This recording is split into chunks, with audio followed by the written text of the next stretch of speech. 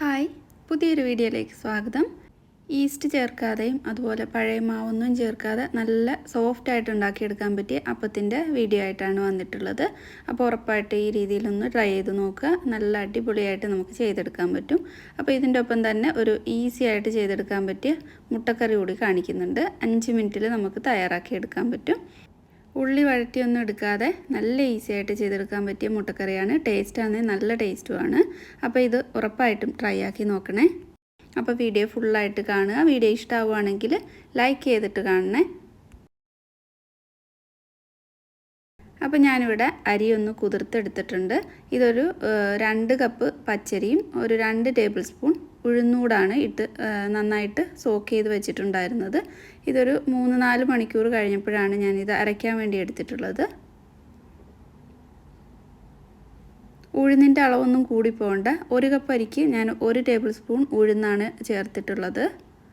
ഇനി ഇതിലേക്ക് തേങ്ങാപ്പാൽ റെഡിയാക്കി എടുക്കണം. അപ്പോൾ ഞാൻ തേങ്ങ എടുത്തിട്ടുണ്ട്. ഇത് മിക്സിയുടെ ജാറിലേക്ക് ഇട്ട് കൊടുത്തിട്ട് തേങ്ങാപ്പാൽ റെഡിയാക്കി എടുക്കാം. ഈ തേങ്ങയുടെ അളവ് പ്രത്യേകിച്ച് പറയുന്നില്ല. നിങ്ങൾക്ക് ആവശ്യം അനുസരിച്ചിട്ട് തേങ്ങാപ്പാൽ ചേർത്ത് കൊടുക്കാം. തേങ്ങാപ്പാൽ നല്ല തിക്കായിട്ടല്ല എടുക്കുന്നത്. 1-ാം പാലും 2-ാം പാലും കൂടെ ഒന്നിച്ചാണ് എടുക്കുന്നത്. ഇതിലേക്ക് ചെറിയ ചൂടുള്ള വെള്ളമാണ് ഞാൻ ചേർത്ത് കൊടുത്തിട്ടുള്ളത്. ഇനി ഇത് അടിച്ചെടുക്കാം. ഇനി ഇത് അരിച്ചെടുത്തിട്ട് 2-ാം പാലും ഇതുപോലെ തന്നെ ഒന്ന് അടിച്ചെടുക്കാം.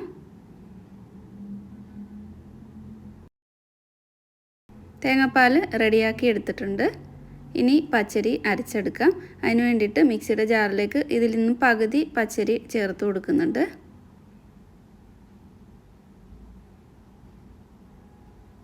ഇതിലേക്ക് ചോറ് ചേർത്ത് കൊടുക്കുന്നുണ്ട്. ഒരു കൈപ്പിടി നിറയും ചോറ് ചേർത്ത് കൊടുക്കുക. ഞാനൊരു വലിയ സ്പൂണിന് 1 സ്പൂണ് ചേർത്ത് കൊടുത്തിട്ട് അതിലേക്ക് തേങ്ങാവെള്ളമാണ് ചേർത്ത് കൊടുത്തിട്ടുള്ളത്.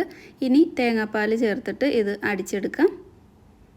അപ്പോൾ അരയ്ക്കാൻ പാകത്തിനുള്ള തേങ്ങാപ്പാൽ മാത്രം ചേർത്ത് കൊടുത്തിട്ട് ഇതൊന്ന് നന്നായിട്ട് അരച്ചെടുത്തിട്ട് ഒരു പാത്രത്തിലേക്ക് ഒഴിച്ചു കൊടുക്കുന്നുണ്ട്. ബാക്കിയുള്ള പച്ചരിയും ഇതുപോലെ അരച്ചെടുക്കാം.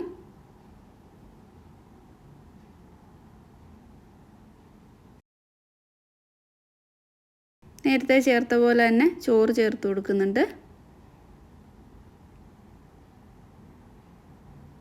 തേങ്ങാപ്പാൽ ഒഴിച്ചു കൊടുക്കാം.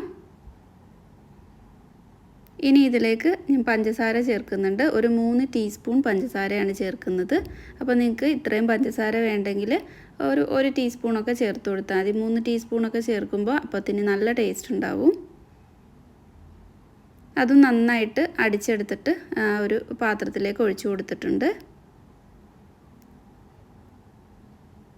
ഇപ്പോൾ ഇത്രയും തിക്നെസ്സിലാണ് ഇരിക്കുന്നത്. കുറച്ചുകൂടി വെള്ളം മിക്സിയിലേക്ക് ഒഴിച്ചു കൊടുത്തിട്ടുണ്ട്. ഇത്രമാത്രമേ വെള്ളം ഇതിലേക്ക് ചേർത്തിട്ടുള്ളൂ.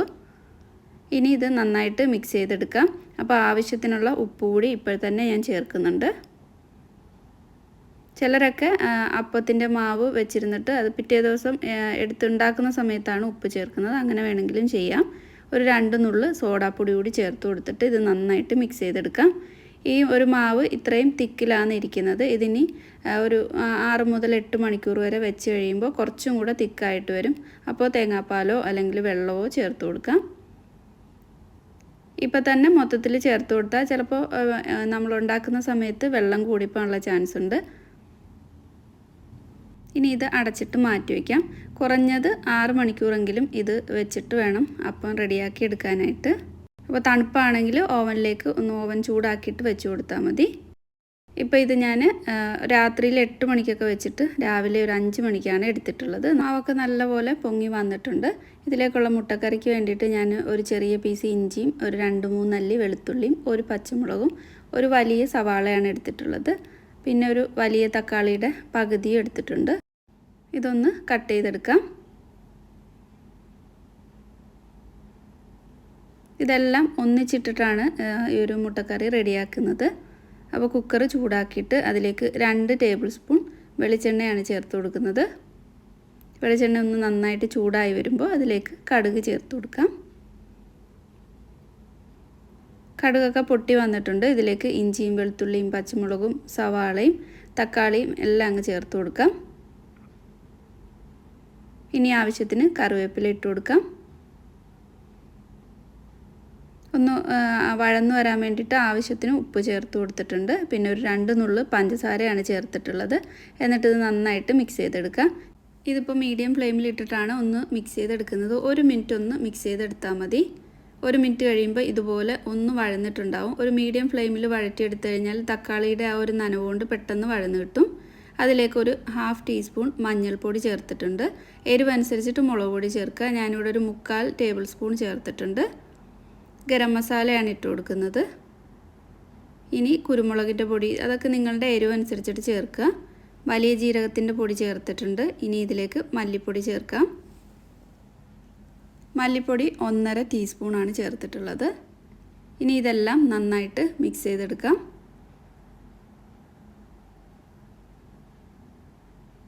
ഒരു മിനിറ്റൊക്കെ ഒന്ന് മിക്സ് ചെയ്തെടുത്താൽ മതി. അപ്പോൾ ഇതിൻ്റെ പച്ചമണമൊക്കെ ഒന്ന് പോയി കിട്ടും. ഈ ഒരു കറി വളരെ ഈസി ആയിട്ട് പെട്ടെന്ന് ഉണ്ടാക്കിയെടുക്കാൻ പറ്റും. ഞാനിതിലേക്ക് തിളച്ച വെള്ളം ചേർത്ത് കൊടുത്തിട്ടുണ്ട്. നല്ല ചൂടുള്ള വെള്ളം ചേർക്കുകയാണെങ്കിൽ പെട്ടെന്നായി കിട്ടും. ആവശ്യത്തിന് വെള്ളം ചേർത്തിട്ട് ഇതിനെ അടച്ചു വെച്ചിട്ട് ഒരു 2 വിസിൽ കേൾപ്പിക്കാം.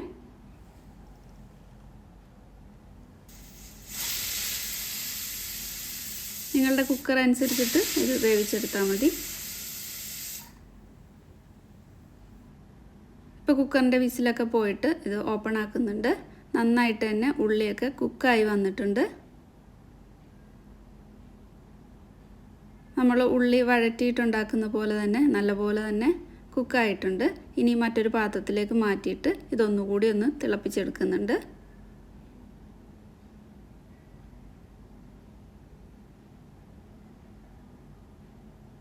ഉപ്പൊക്കെ വേണമെന്നുണ്ടെങ്കിൽ നോക്കിയിട്ട് ചേർത്ത് കൊടുക്കുക. എരിവ് വേണമെങ്കിൽ കുരുമുളകിൻ്റെ പൊടിയൊക്കെ ചേർത്ത് കൊടുക്കാം. ഞാൻ കുറച്ച് ഉപ്പും മല്ലിയിലയും ചേർത്ത് കൊടുത്തിട്ട് ഇത് നന്നായിട്ട് മിക്സ് ചെയ്തെടുക്കുന്നുണ്ട്. അതിലേക്ക് പുഴുങ്ങിയ മുട്ടയും ചേർത്തിട്ട് നന്നായിട്ടൊന്ന് ഇളക്കി കൊടുക്കാം. അപ്പോൾ വളരെ ഈസി ആയിട്ട് ഒരു 5 മിനിറ്റിൽ നമുക്ക് തയ്യാറാക്കി എടുക്കാൻ പറ്റും. ആ കുക്കറിൽ വിസിലൊക്കെ കേട്ടിട്ട് ആ വിസിൽ പോകുന്ന അത്രയും നേരം മാത്രം വെയിറ്റ് ചെയ്താൽ മതി. നല്ല ടേസ്റ്റുമാണ് ഈ ഒരു കറി കഴിക്കാനായിട്ട്. അപ്പോൾ ഇതൊന്ന് ട്രൈ ചെയ്ത് നോക്കണേ. ചെയ്ത് നോക്കുന്ന സമയത്ത് ഫീഡ്ബാക്ക് അറിയിക്കുക. അപ്പോൾ മാവൊക്കെ നന്നായിട്ട് പൊങ്ങി വന്നിട്ടുണ്ട്. ഇതിപ്പോൾ അത്യാവശ്യം നല്ല തിക്കായിട്ടാണുള്ളത്. വെള്ളം മൊത്തത്തിൽ രാത്രി തന്നെ നമ്മൾ അരച്ച് വയ്ക്കുമ്പോൾ തന്നെ ഫുള്ളായിട്ട് ചേർക്കരുത്. അങ്ങനെ ചേർക്കുമ്പോൾ പിന്നെ ലൂസായിപ്പോയി കഴിഞ്ഞാൽ ഒന്നും ചെയ്യാൻ പറ്റില്ല. അപ്പോൾ ഇതുപോലെ തിക്കായിട്ടിരിക്കുകയാണെങ്കിൽ നിങ്ങൾക്ക് തേങ്ങാപ്പാലോ വെള്ളമോ ചേർത്ത് കൊടുക്കാം. ഞാനിവിടെ തേങ്ങാപ്പാൽ ചേർത്തിട്ട് ഇതുപോലെ ആക്കിയെടുത്തിട്ടുണ്ട്. ഒരു ഇരുമ്പിൻ്റെ ചട്ടി ചൂടാക്കിയിട്ട് അതിലേക്ക് എണ്ണ ഒന്ന് തേച്ച് കൊടുത്തിട്ട് ഇനി അപ്പം റെഡിയാക്കി എടുക്കാം. ഒത്തിരി ലൂസായി പോയി കഴിഞ്ഞാൽ അപ്പോൾ കറക്റ്റായിട്ട് കിട്ടില്ല. അപ്പോൾ അതൊന്ന് പ്രത്യേകം ശ്രദ്ധിക്കണം. ഇതേപോലെ നല്ല മുരിഞ്ഞിട്ടുള്ള നല്ല അടിപൊളിയായിട്ട് അപ്പം കിട്ടിയിട്ടുണ്ട്. ബാക്കിയുള്ളതെല്ലാം ഇതുപോലെ തന്നെ ചെയ്തെടുക്കാം. ഇതിപ്പോൾ അപ്പച്ചട്ടി ഇല്ലെന്നുണ്ടെങ്കിൽ അല്ലാതെ ഫ്രൈയിങ് പാനിലൊക്കെ ചുട്ടെടുത്താൽ മതി. അപ്പോൾ ഈ ഒരു ഷേപ്പ് കിട്ടില്ലെന്നേ ഉള്ളൂ. നല്ല സോഫ്റ്റായിട്ട് തന്നെ ചെയ്തെടുക്കാൻ പറ്റും. അപ്പോൾ നിങ്ങൾക്ക് ഇത് കാണുമ്പോൾ മനസ്സിലാവും നല്ല സോഫ്റ്റായിട്ടാണ് ഈ ഒരു അപ്പം ഉള്ളത്. നമ്മൾ ഈസ്റ്റൊക്കെ ചേർത്ത് ഉണ്ടാക്കുന്ന പോലെ തന്നെ ചെയ്തെടുക്കാൻ പറ്റും. തേങ്ങാവെള്ളത്തിന് പകരം കരിക്കും വെള്ളം ഉണ്ടെങ്കിൽ അതും യൂസ് ചെയ്യാവുന്നതാണ്.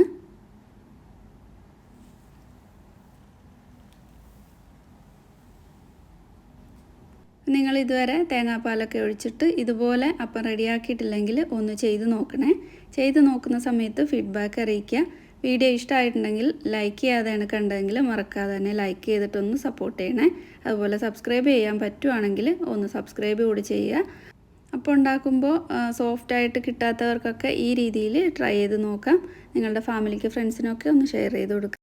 അപ്പോൾ അടുത്ത നല്ലൊരു വീഡിയോയിൽ വീണ്ടും കാണാം. താങ്ക്